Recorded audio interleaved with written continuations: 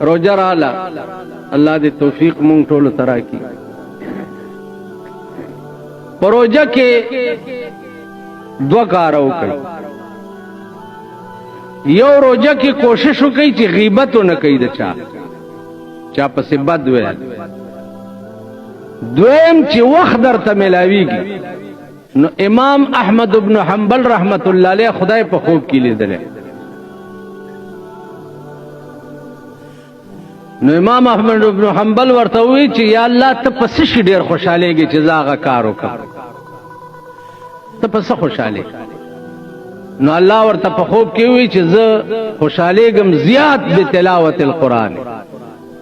د قرآن په تلاوت زه ډیر خوشاله نو خدای توفیق درکې قرآن ویلې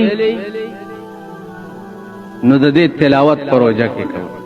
غیبت نه ځان بچ ساته مونږ او 10 کوشش پکې وکړي او د قرآن تلاوت پکې کوي روزګار ټیم اسی مکه تاسو خیال را نو دی وجنا روجا یو عبادت ته